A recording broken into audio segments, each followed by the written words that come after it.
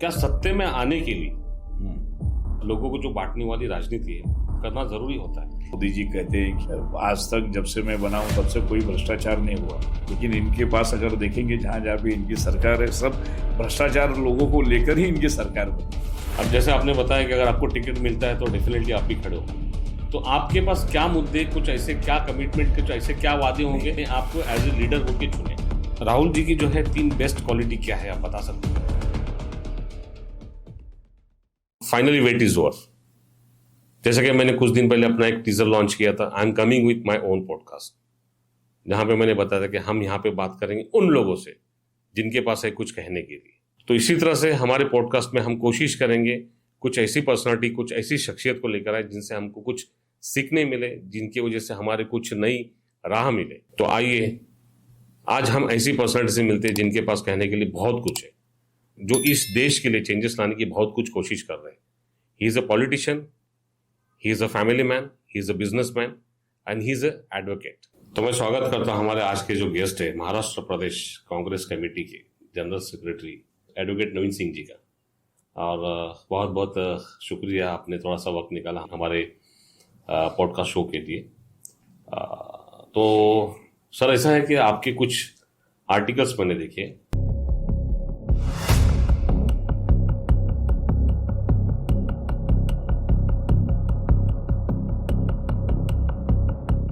News में, बाद में यूट्यूब में आपके मैंने कुछ क्लिप्स देखा था। तो उसके बाद में मुझे ऐसा लगा कि आपसे एक इंटरेक्शन करना थोड़ा सा मुझे लगा कि बहुत ज़रूरी है, क्योंकि आपका बैकग्राउंड मैंने देखा, ना तो आपके फैमिली में से कोई पॉलिटिक्स में इन्वॉल्व है, ना तो आपके मदर, ना तो आपके कोई फैमिली रिलेटिव। बट उसके बाद में भी आपका जो करियर है, मेरे ख्याल से ऑलमोस्ट 1991 से आप जो है पॉलिटिक्स में इन्वॉल्व है, तो वहाँ से लेके आज तक है 2025, काफ़ी लंबा सफ़र रहा। तो कैसे रहा सर? अब्दुल जी, देखिए कि मैं जब कॉलेज में, पेंडर के कॉलेज में पढ़ता था, अच्छा, उस समय कैसा था कि कॉलेज में यूनिवर्सिटी के इलेक्शन होते थे। ओके। तो वहाँ पे फिर मैं जो सीआर बोलते हैं, क्लास रिप्रेजेंटेटिव, और डीआर बोलते हैं, डिवीजन रिप्रेजेंटेटिव, तो इसके अंदर मैंने पार्टिसिपेट किया। अच्छा। और मैं उस समय कॉलेज में चुन के आ गया था। वाह।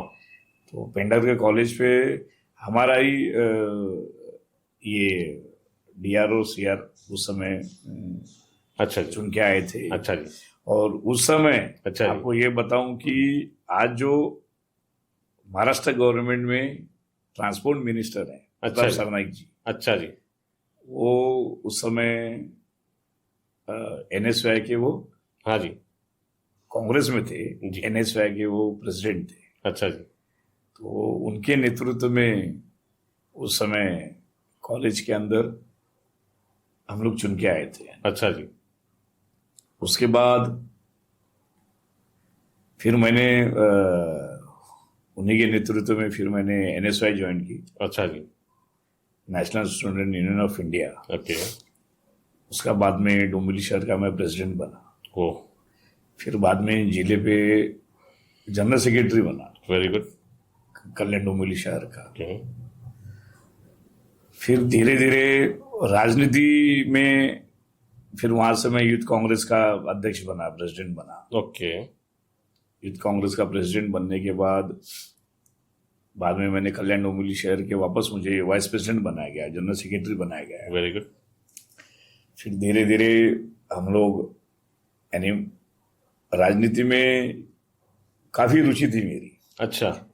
तो वहां से हम लोग, यानी मैं, अच्छा जी। मेरे पापा उस समय मेरे को टोकते थे, अच्छा। क्योंकि मेरे पिताजी एक प्राध्यापक थे, टीचर थे स्कूल अच्छा। में, और मेरे घर में कोई भी यानी पॉलिटिकल बैकग्राउंड से नहीं है जी। तो पापा हमेशा चिढ़ते थे मुझ पे। अच्छा।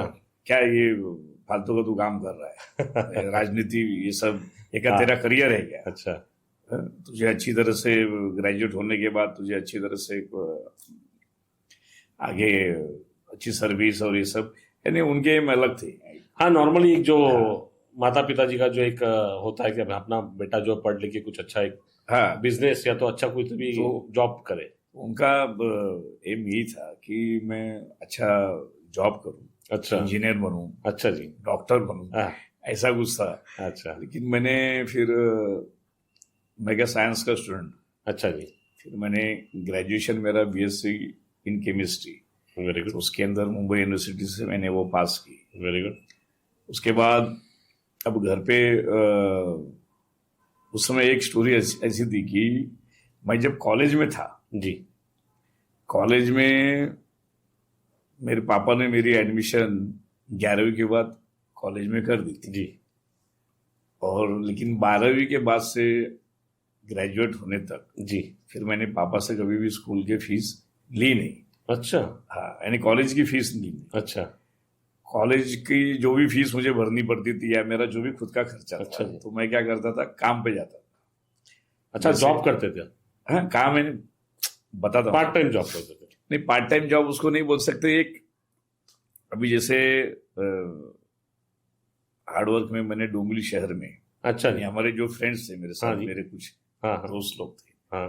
तो डोंबिवली शहर के अंदर मैंने लोगों के घर में पेंटिंग का भी काम किया हुआ है, यानी उनको पेंट करके उसके ऊपर से जो पैसे मिलते थे वो भी काम ओ किया है। क्या बात। फिर उसके बाद मैंने डोंबिवली MIDC में फैक्ट्री में भी काम करता था। अच्छा वहाँ पे जब छुट्टी जैसी लगती थी जी जी।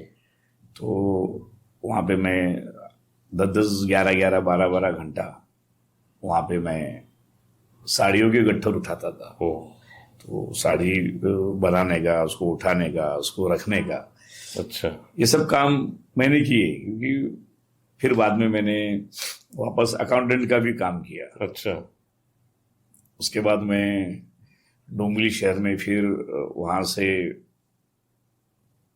सोसाइटी जो रजिस्ट्रेशन होती है, जी, सोसाइटी बिल्कुल। जो बिल्डिंग हाँ बनती बिल्कुल है, बिल्कुल तो बिल्कुल। उनकी सोसाइटी रजिस्ट्रेशन का काम मैं करता था बाद में। अच्छा तो ये सब कॉलेज के समय और कॉलेज के बाद भी। जी प्रताप सरनाइक जी उस समय डोंबिवली में उनका अच्छा काम था, अच्छा बिल्डर थे। उनकी एक विहंग ऑडियो वीडियो सेंटर, अच्छा एक ऑडियो वीडियो लाइब्रेरी थी। अच्छा तो कॉलेज के समय यानी मैं फिर वो मैंने चलाने को दी थी। अच्छा तो यानी कॉलेज से हम आते थे, फिर बाद में अपने शॉप पे अच्छा जाके काम करते थे। ओके तो धीरे धीरे ये जर्नी मेरी स्टार्ट हुई। ओके और उसके साथ में मेरा पॉलिटिकल करियर भी मैंने स्टार्ट रखा था। अच्छा फिर यूथ कांग्रेस के बाद में वहाँ से मैं महाराष्ट्र यूथ कांग्रेस का मैं सेक्रेटरी बना। ओ वेरी गुड। फिर वहाँ पे हमारे जो मुजफ्फर भाई हुसैन, अच्छा जी वो महाराष्ट्र यूथ कांग्रेस के अध्यक्ष थे, जी माजी आमदार हैं। अच्छा उनके नेतृत्व में हमने यूथ कांग्रेस में काम किया। अच्छा उसके बाद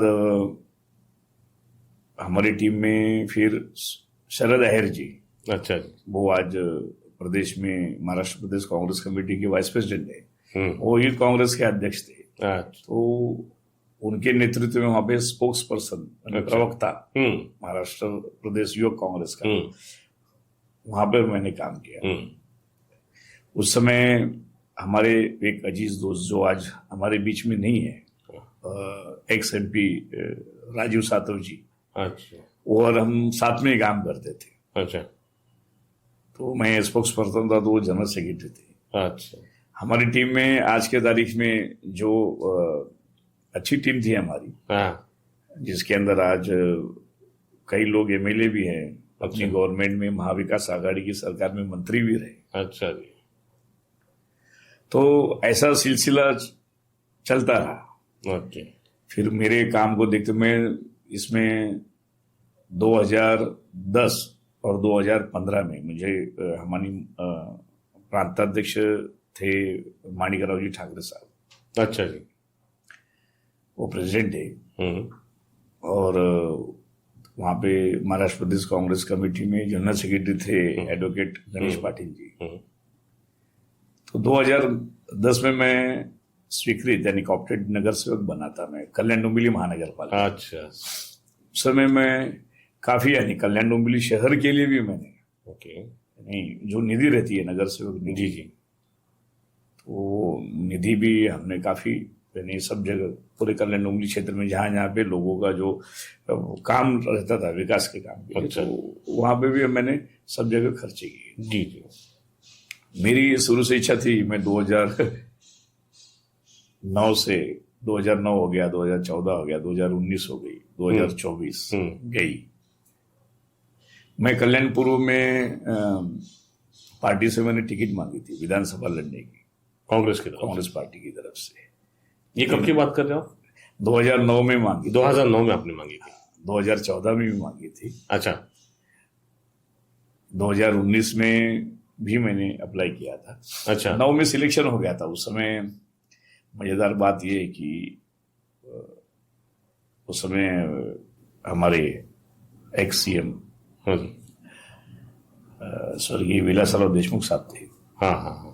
तो उनके पास हमारा बायोडाटा था। हाँ हाँ।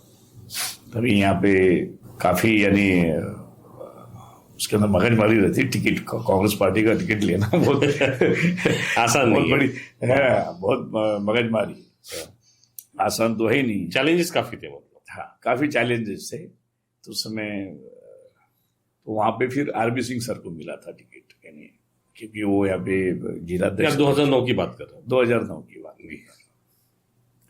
14 में भी मेरा नाम फाइनल हो गया था, लेकिन कुछ कारणों की वजह से फिर वो कट हो गया था। 2019 में भी फिर नाम फाइनल हुआ था, लेकिन वो सीट अभी जैसे महाविकास आघाड़ी बनती है, जी जी, तो वो सीट राष्ट्रवादी को चली गई थी। उस समय मुझे यानी मीडिया की तरफ से मुझे ये चला गया था कि राष्ट्रवादी कांग्रेस में शरद पवार साहब की पार्टी, जी, वहां से टिकट मेरा नाम फाइनल हो गया। अच्छा। तो न्यूज में भी वैसे पूछा गया था कि आप वहां से लड़ेंगे। मैं बोला नहीं, मैं पार्टी में रहूंगा, पार्टी नहीं छोड़ूंगा। तो ये जर्नी मेरी चल रही थी। मैं सबसे बड़ी बात तो ये है कि आज हमारे देश के जो लीडर ऑफ अपोजिशन है, जी, राहुल गांधी जी, जी, हमारे देश के नेता है, जी, जननायक है हमारे वो। उनके साथ मुझे भारत जोड़ो यात्रा में, जी, उनके साथ चलने का, उनके साथ काम करने का ये भी मौका मिला। ठीक है, हम वहां तक आएंगे, बट मैं ये पूछना चाहूंगा, जैसा 2009 में अपने टिकट के लिए अप्लाई किया, फिर उसके बाद में 2015 में भी अप्लाई किया, फिर उसके बाद में 2019 में भी किया, तो ये कंटिन्यू 3 मरतबा आपने टिकट के लिए अप्लाई किया। उसके बाद में भी आपको 24 में भी, 2000 में भी, 24 में भी अप्लाई किया, तो उसके बाद में भी आपको टिकट सम XYZ रीजन की वजह से नहीं मिला। तो आपको कभी ऐसा लगा नहीं कि मतलब या तो सामने से आपको अपोजिशन या तो किसी और पार्टी से भी आपने जैसा बताया कि टिकट का ऑफर आया था, इतना सब कुछ होने के बाद में भी आज तक आप कांग्रेस के साथ में टिके हुए, क्या उसकी वजह हो सकती है? लगाव या कुछ एक्सपेक्टेशन? देखिए, लगाव वाली चीज नहीं। आज जो भी, अगर मुझे लोग जो जानते हैं, हाँ जी, नवीन सिंह को जो जानते हैं वो कांग्रेस पार्टी की वजह से जानते हैं। अच्छा। आप अगर जैसे एक एग्जांपल देता हूं, मैं मेरे माँ पिताजी का नाम लगाता हूं, जी, तो जाने जाते हैं नवीन कमला प्रसाद सिंह का। बिल्कुल बिल्कुल बिल्कुल। वैसे पार्टी भी हमारी एक माँ बाप है। अच्छा, तो उसके साथ गद्दारी कैसे करें?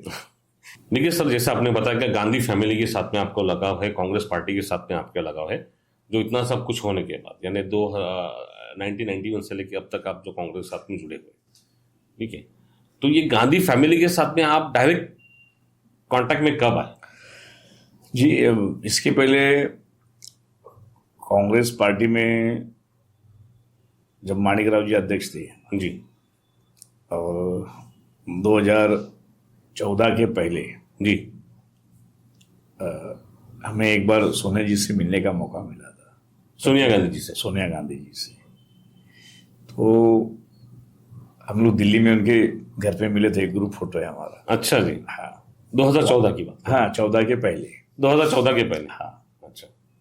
तो वहाँ पे उस समय पृथ्वीराज चौहान जी, जी, यहाँ पे मिनिस्टर थे।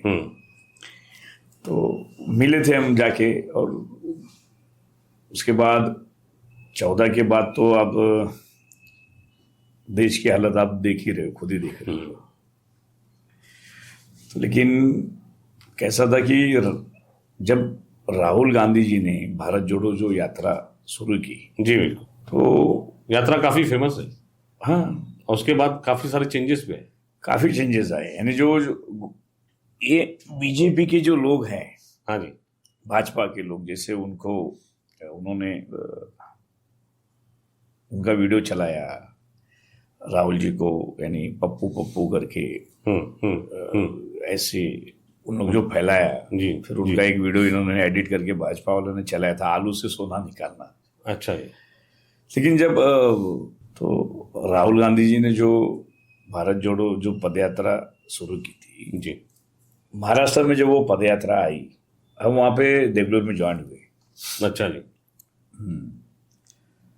तो राहुल गांधी जी का मैंने शेड्यूल देखा। सवेरे 5 बजे वो रेडी हो जाते थे पदयात्रा के लिए। हाँ, सवेरे 5 बजे। सवेरे 5 बजे, 5:30 बजे पूरा शेड्यूल उनका रेडी होके 5:30 बजे आ जाते थे। 5:30 और 6 के आसपास झंडा वंदन होता था। अच्छा। क्योंकि राहुल जी जो उनका रहना था जी। वो क्या बोलते हैं अपना, वो कंटेनर में रहते थे। अच्छा जी। हाँ, तो 6 बजे वो पदयात्रा हर हाल में शुरू हो जाती थी। डॉट 6 बजे पदयात्रा स्टार्ट हो जाती शुरू हो थी। जाती यानी 5 बजे से शेड्यूल स्टार्ट होता था, बाद में 5:30 बजे फ्लैग होस्टिंग होके, हाँ, झंडा वंदन होके 6 बजे पदयात्रा का स्टार्टअप हो जाता था।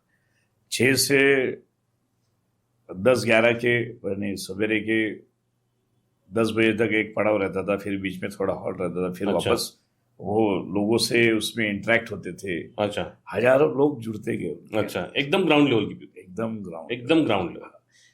राहुल गांधी जी से जब मैं पदयात्रा में जब मिला, मैं भी मिला उनसे। अच्छा। अब उस समय हमारे अध्यक्ष थे माननीय नाना पटोले साहब। अच्छा जी। हाँ, उनके नेतृत्व में मैं वहां पे उनसे मिला। मैं हाँ जी। मिल के भले वो कम से कम ऐसा एक वो 24 सेकंड की यादगार, वो मेरे साथ वो पल हमेशा मेरे को याद रहेंगे। यानी आप और राहुल जी साथ में चल रहे थे। हाँ, साथ में चल रहे थे। तो उन्होंने सब मुझसे पूछा कि क्या आप कैसे आए, क्या आए। तो इतने शॉर्ट पीरियड में मैं बोला कि ऐसा ऐसा है, मैं अभी इस पद पे हूँ। तो चलते चलते अपने बारे में बातचीत, तो उन्होंने वो चीज बोली कि ब्रो, आपसे दिल्ली में मिलेंगे। क्या बात। एक उनकी जो यात्रा थी, यानी काफी संघर्षमय, यानी लोगों का उनसे जुड़ना, अटैक्ट होना, लोगों की बातें सुनना, वो बहुत ही वेरी हार्ड। कितने दिन तक आप उनके साथ में रहे? मतलब पदयात्रा में आपका कितना दिन का कंट्रीब्यूशन था? 2 दिन, 4 दिन, 5 दिन, हफ्ता? नहीं, वो पदयात्रा में हम तो स्टार्ट से लेके एमपी के बॉर्डर, यानी मध्य प्रदेश खत्म होने के पहले तक हम साथ में ही थे। अच्छा, आप कंटिन्यू उनके साथ ही चलते? हाँ, साथ चलते थे। उनका एक चलते चलते लोगों को, राहुल जी को, यानी लोगों से मिलना, बात करना, लोगों की समस्या देखना, सब काफी अच्छा है। यानी राहुल गांधी जी आने वाले कल में देश के प्राइम मिनिस्टर, पंतप्रधान 100% होंगे।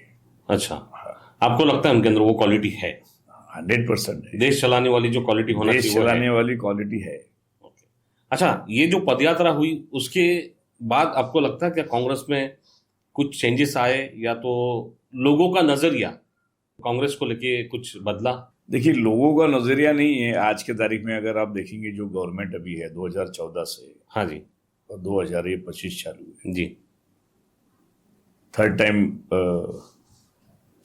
मोदी जी को देश के प्राइम मिनिस्टर हैं आज जी, चुने गए।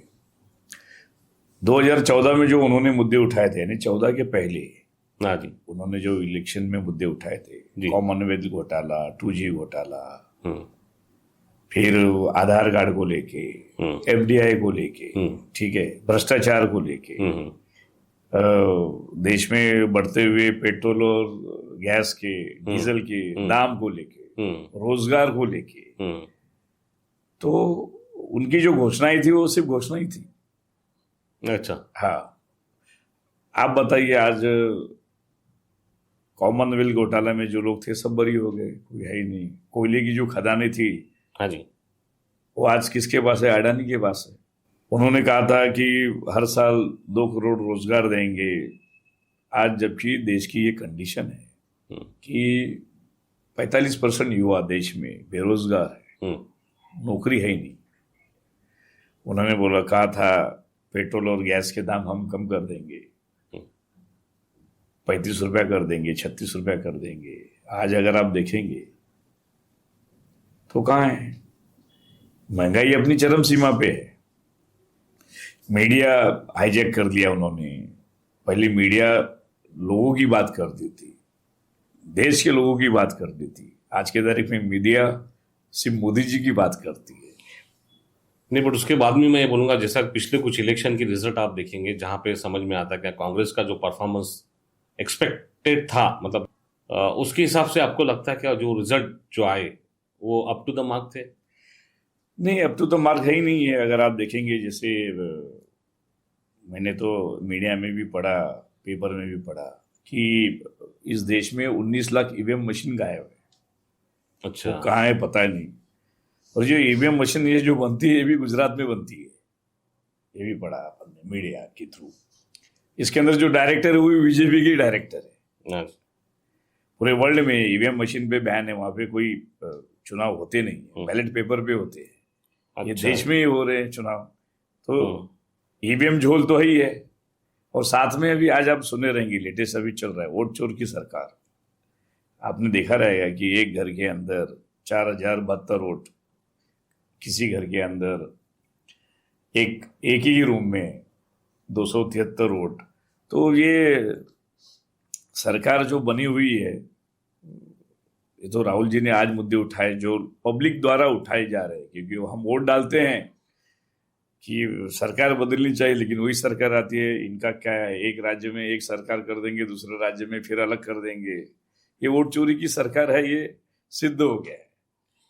तो देखिए, 2025 का एक आर्टिकल है जो मैंने गो थ्रू किया था आपका, जो कल्याण ईस्ट में एक इंसिडेंट हुआ था। 13 साल की बच्ची का एक रेप केस हुआ था। जो रेप केस का जो इंसिडेंट था, वहां पे आपने काफी बढ़ चढ़ के उस मुद्दे को आपने लीड किया था। इवन आपने एडवोकेट्स जो है पूरा ग्रुप बना के आप लोगों ने एक कैंडल मार्च भी निकाला था। तो वो इंसिडेंट क्या था? देखिए, कल्याणपुर में एक बहुत ही यानी दर्दनाक और दुर्भाग्यपूर्ण घटना हुई। एक जो विक्टिम था, अब है नहीं है, उसने एक 12-13 साल की बच्ची का उसने रेप किया, अच्छा, टॉर्चर किया और बाद में उसका कत्ल भी कर दिया। तो ये जब घटना आई, तब उस समय एक महाराष्ट्र में एक मुद्दा चल रहा है मराठी भाषी और परप्रांतीयों को लेके।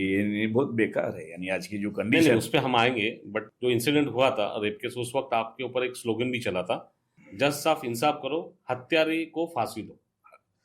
देखिए, वो स्लोगन से नहीं किया। जब हमको ये पता चला तो एक पूरा यानी कल्याण में एक उत्तर भारतीय समाज, उसके अंदर बाकी के लोग भी आ गए थे। अच्छा, यानी कल्याणपुर में कम से कम 4-5 हजार लोगों ने, अच्छा, जब मैंने मैसेज दिया कि भाई इसके खिलाफ हमको आंदोलन करना है और वो हत्यारे को फांसी मिलनी चाहिए। अच्छा, हमारा एक ही टारगेट था कि ऐसे हत्यारे यहाँ पे रहने नहीं चाहिए।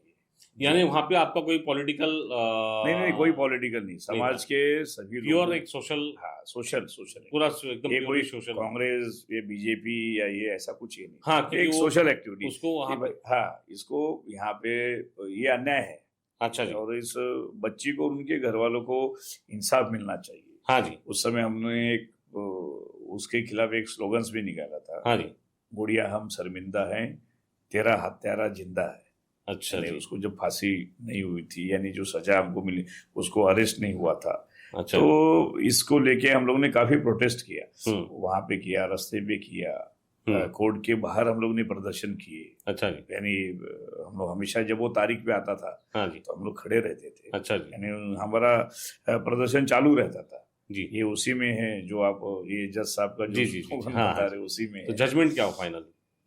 उसके अंदर क्या हुआ कि हम लोग ने बार एसोसिएशन के थ्रू भी हाँ जी, ये मार्च निकाला था। जी। सारे जो वकील लोग थे वो भी इसके अंदर पार्टिसिपेट हुए थे। बाद में उनकी तरफ से भी एक डेलीगेशन निकल के ये सब नहीं, उसको उसके अंदर ये हुआ कि अब हत्यारे ने वो जब उसको जेल में, यानी जब उसको ये हुआ था उसके ऊपर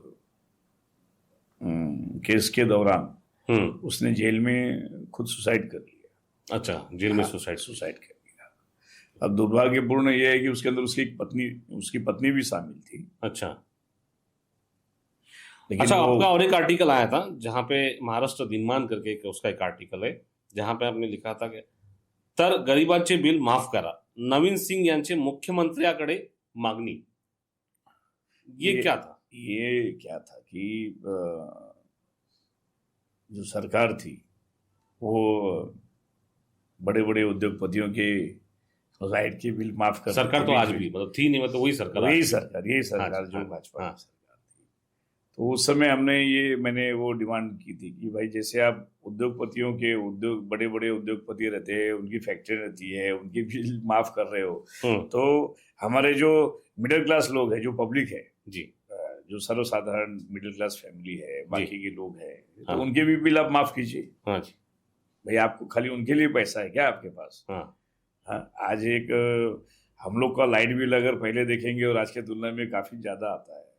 ये सब लोगों के लिए उनके डिमांड के ऊपर सरकार से मैंने मांग की थी कि बाबा आप हमारे लोगों के भी, महाराष्ट्र के जो लोग हैं, मिडिल क्लास फैमिली है, उसके नीचे की भी जो लोग हैं, तो उनके बिल माफ कीजिए। ये डिमांड थी हमारी। अच्छा, as a Maharashtra Pradesh Congress committee general secretary के हिसाब से जो है आपके पास रोल्स एंड रिस्पॉन्सिबिलिटी क्या होती है? देखिए, ये जो मुझे जवाबदारी दी गई है, हमारे महाराष्ट्र प्रदेश कांग्रेस कमेटी के अध्यक्ष, सम्माननीय अध्यक्ष हर्षवर्धन सपकाळ जी, उनकी कमेटी में मैं आज एक जनरल सेक्रेटरी बना हूँ। तो ये महाराष्ट्र पूरे ऑल ओवर महाराष्ट्र के लिए रहता है, क्योंकि हम प्रदेश की बात है। और प्रदेश में जहाँ पे पार्टी हमें भेजेगी, जिससे आज के तारीख में मुझे उल्लासनगर का प्रभारी बनाया गया, कांग्रेस पार्टी का इंचार्ज उल्लासनगर का। हाँ, उल्लासनगर की जवाबदारी दी गई है। तो वहाँ पे पार्टी को मजबूत करना, वहाँ पे ज्यादा से ज्यादा आने वाले कल के चुनाव, जो कारपोरेशन के चुनाव होंगे, हाँ जी, उसके अंदर कांग्रेस पार्टी के लोग कैसे चुन के आएंगे, और फिर वहाँ पे लोगों के लिए, यानी कांग्रेस पार्टी क्या कर सकती है, प्लस फिर हमारे एरिया में जहाँ पे हम रहते हैं वहाँ पे भी कांग्रेस पार्टी को मजबूत करना, लोगों के लिए, उनके लोगों की आवाज बनना, ये काम है हमारा। फिलहाल जो अभी महाराष्ट्र का जो वातावरण चल रहा है, भाषा विवाद, उसको लेकर आप क्या फीडबैक है, उसके बारे में आप कुछ कहना चाहेंगे? देखिए, महाराष्ट्र में जो पार्टियां ये जो प्रांतवाद के ऊपर और भाषावाद के ऊपर राजनीति कर रही हैं, ये तो बहुत ही शेमफुल है, उन्हें करना नहीं चाहिए।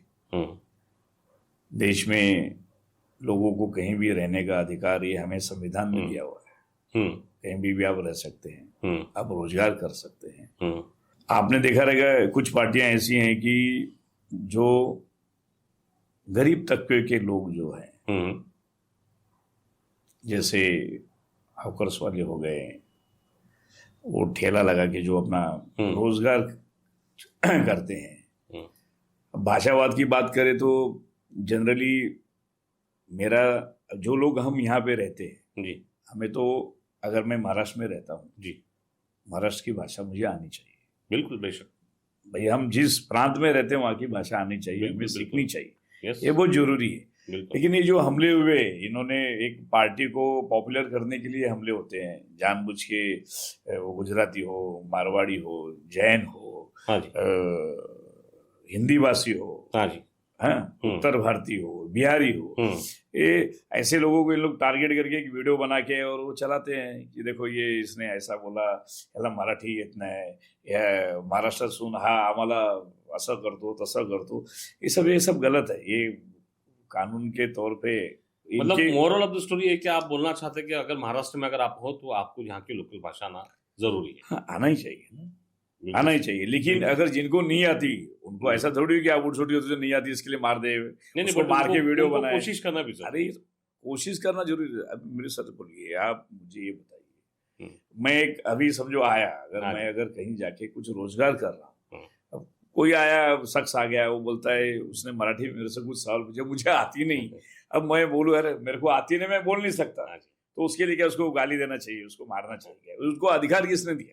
तो ये देखिए, आपका एक्सपीरियंस काफी बड़ा रहा। आज के दिन में आप जो है काफी बड़े लेवल पे आप महाराष्ट्र प्रदेश के जनरल सेक्रेटरी बोल के आप काम कर रहे हो, तो क्या सत्ते में आने के लिए लोगों को जो बांटने वाली राजनीति है करना जरूरी होता है?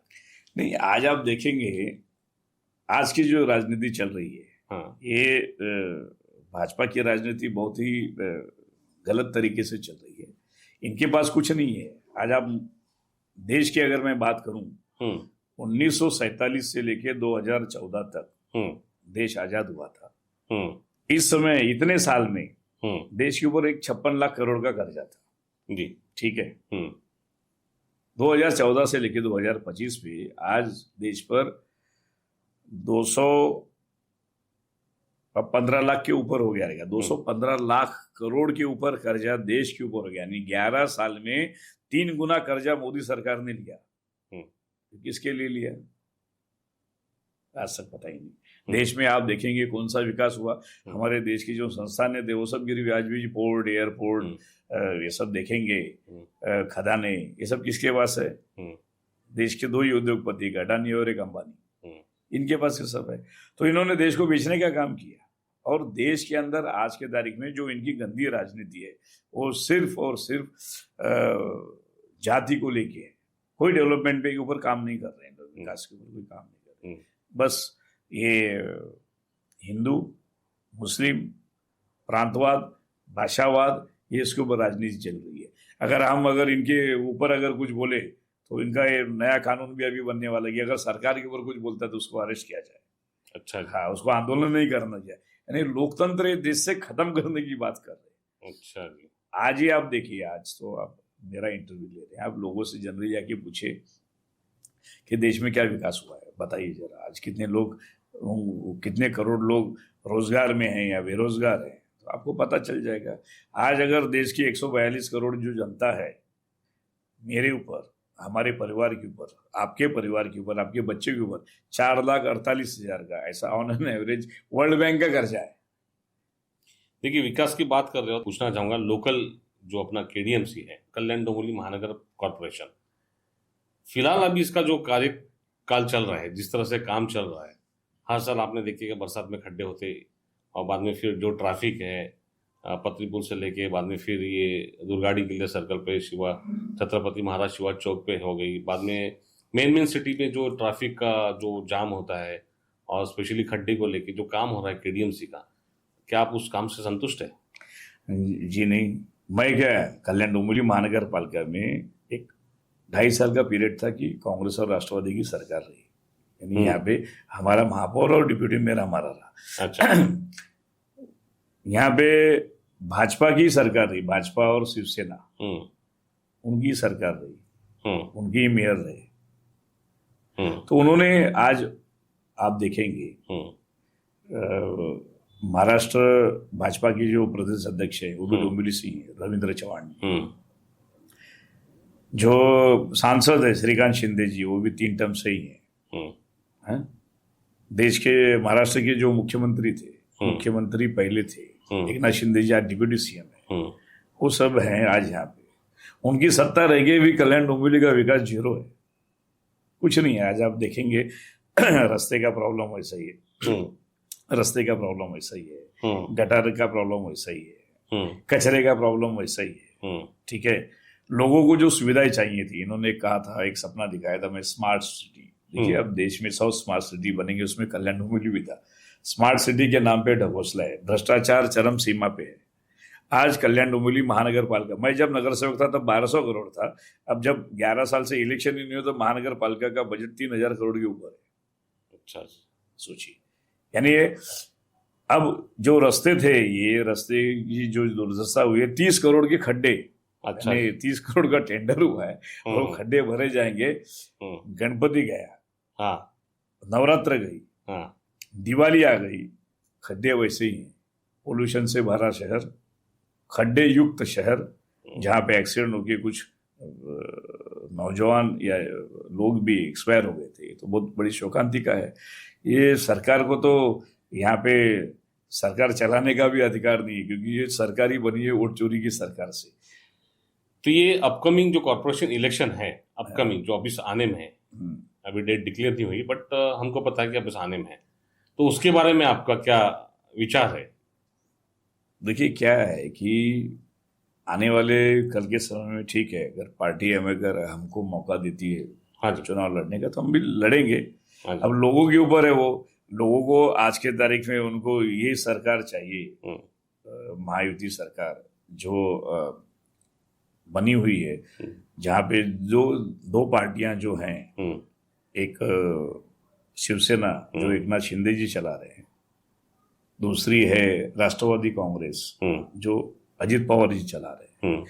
ये दोनों पार्टियां आप देखेंगे तो पहले एक शिवसेना एक अलग थी, यानी वो बाला साहब की सेना थी, जहाँ पे उद्धव बाला साहब ठाकरे ये प्रमुख थे। और दूसरी जो राष्ट्रवादी कांग्रेस पार्टी है, वहाँ पे शरद पवार जी नेतृत्व कर रहे थे। आज ये इनको तोड़कर ये एक जो आज घोटालों की सरकार बोलेंगे ना, तो लोगों के ऊपर कोई कार्रवाई ना हो, ईडी की कार्रवाई से लोग डरते हैं। हाँ, और ये जो डर है चोरी का, उनके ऊपर जो आरोप लगे, भ्रष्टाचारों के आरोप लगे, जैसे मोदी जी कहते हैं कि आज तक जब से मैं बना हूं तब से कोई भ्रष्टाचार नहीं हुआ, लेकिन इनके पास अगर देखेंगे जहां जहां भी इनकी सरकार है, सब भ्रष्टाचार लोगों को लेकर ही इनकी सरकार बनी, सारे भ्रष्ट लोग इनके पास ही हैं।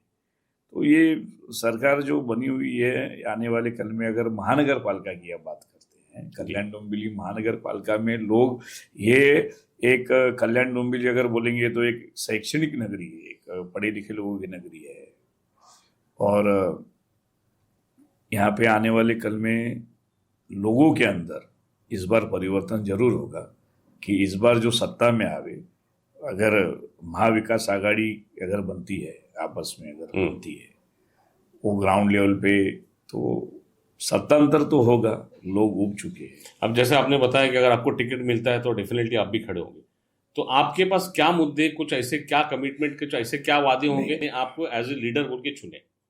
नहीं, देखिए हमारे मुद्दे तो वही हैं भाई, कारपोरेशन का इलेक्शन है, कारपोरेशन पे इलेक्शन के अंदर स्थानिक मुद्दे ही रहते हैं भाई। आम पब्लिक चाहती क्या है भाई, हमारा जो प्रभाग है, हमारा जो वार्ड है, वो हमेशा सुंदर रहे, उसके अंदर सारी सुविधाएं रहे, हॉस्पिटल, स्कूल, हाँ, ये सब चीजें। आज अगर आप देखेंगे कल्याण डोंबिवली में, तो ये तो बहुत बड़ी शोकांतिका है।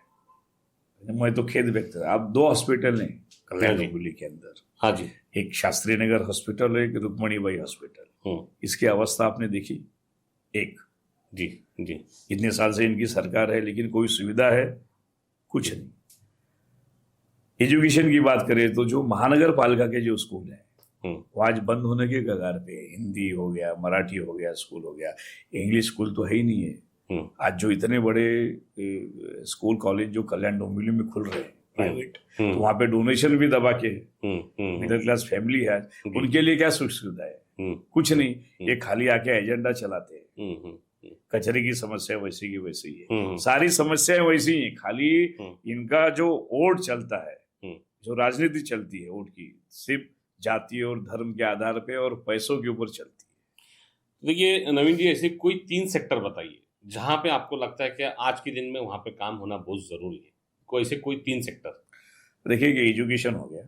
अच्छा जी, एजुकेशन का सेक्टर हो गया जी। जो हमारे यहाँ पे कल्याण डोंबिवली महानगर पालिका की अगर हम लोगों की बात करें जी, तो एजुकेशन ही सबसे पहला बड़ा सेक्टर है जी।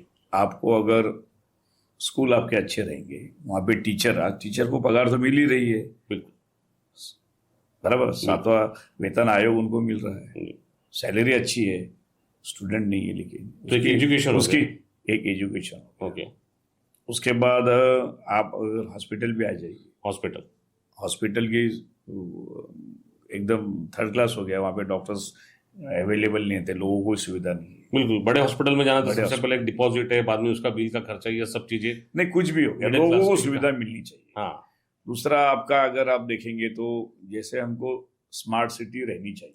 अच्छा जी।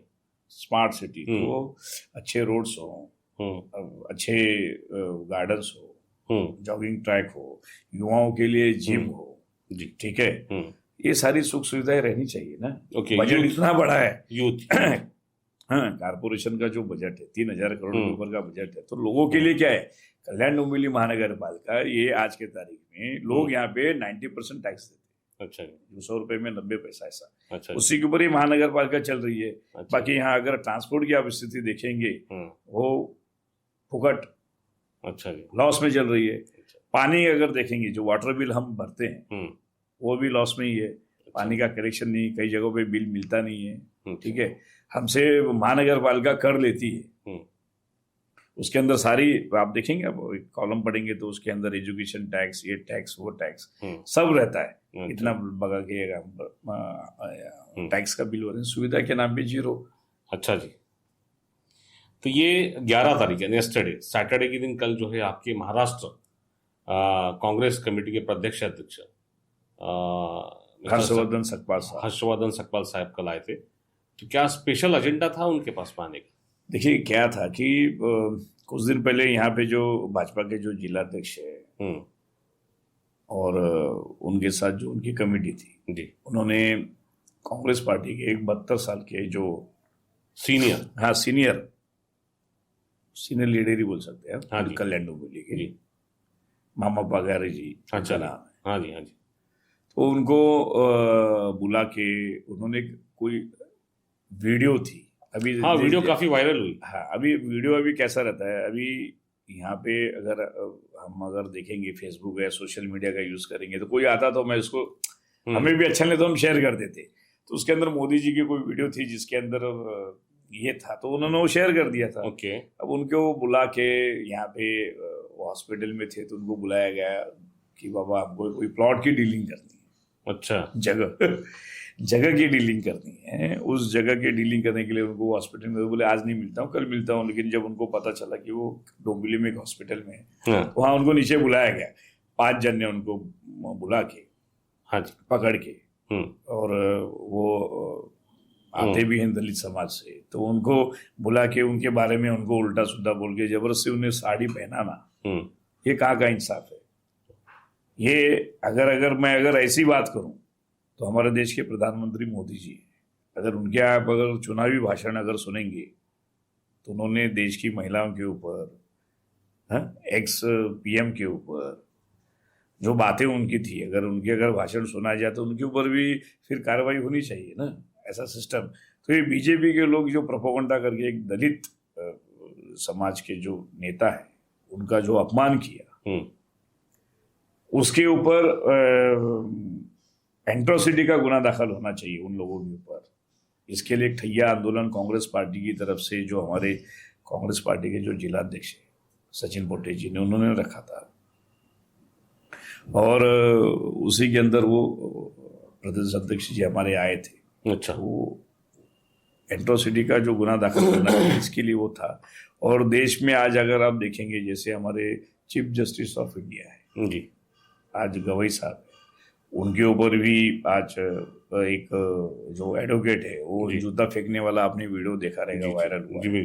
फिर एक राज्य में एक आईपीएस अधिकारी है जो दलित है, उसकी भी वो भी सुसाइड करता है। ये सब जो रीजन है एक अन्याय के खिलाफ, दलित समाज के ऊपर, बहुजन के खिलाफ, अन्याय के खिलाफ, इसके खिलाफ वो। अच्छा, आप लोग का एक आंदोलन कल अम्बियोली में भी हुआ एनआरसी पे?